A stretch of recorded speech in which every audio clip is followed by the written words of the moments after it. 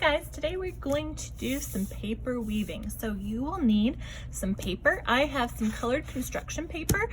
You could use copy paper as well. You could do a drawing on it first if you'd like.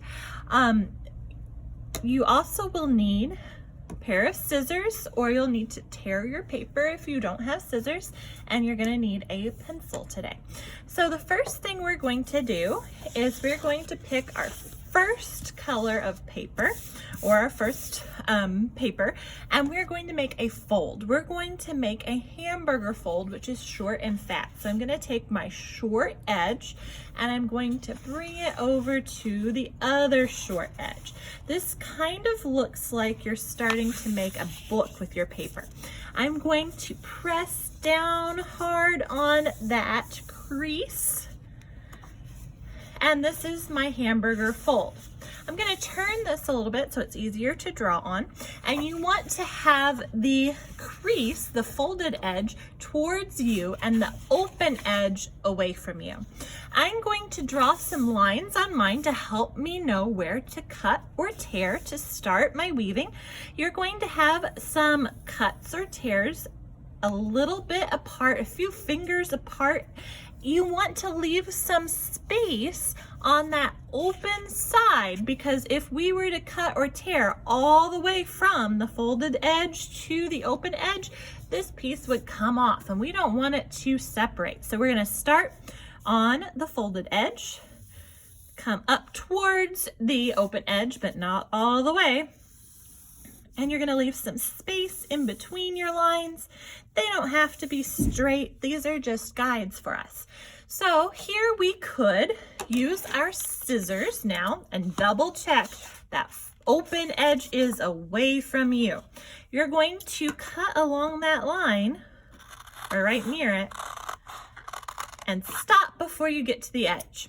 If you don't have scissors with you today, you can very carefully put one hand on one side and the other on the other side of your line and start to tear your paper near that line. Notice I didn't go real fast. That's a rip and it's not very controlled. So you can do it either way, depending on what you have today. I think my scissors are a little faster, so I'm going to go ahead and cut with my scissors.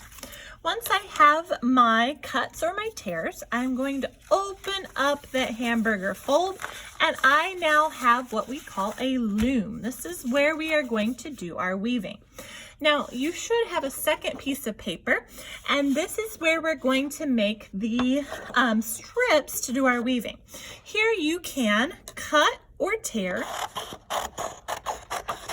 from one edge all the way to the other edge. So if I was tearing, again, I would take my time, one hand on one side. It does not have to be straight. Other hand on the other side, and bring that all the way across. Now, I've already cut some strips, and we have these here in the art room in all different colors.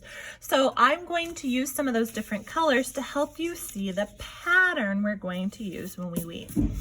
So I'm going to turn my loom so that I am looking at the strips going up and down, and I am going to pick a color to start with for my first weft. That's what we're weaving into our loom.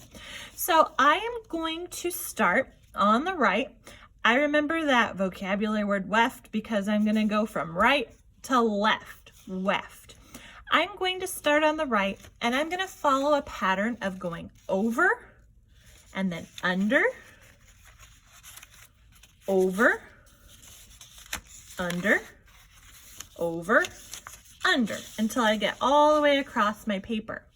Then I'm going to press that strip and push it all the way to the top of my paper so I have room to keep weaving.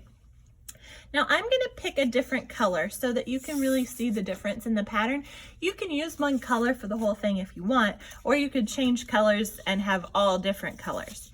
Now for the next one, we want it to be different than our first weft strip. So we are going to start in the opposite way.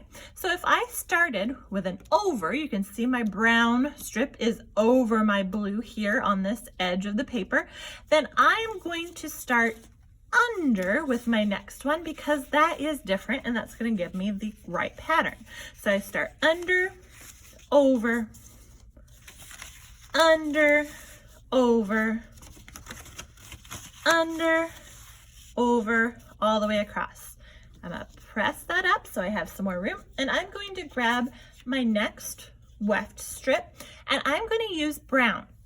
The reason I want to use brown again is this is going to follow the same pattern as my top strip now, which again is going to be different than my orange. So if I look here, I know that I went over with my first one, under to start my second one, so I'm gonna go over to start the next one. Over, under, over, under, over, and under, all the way across.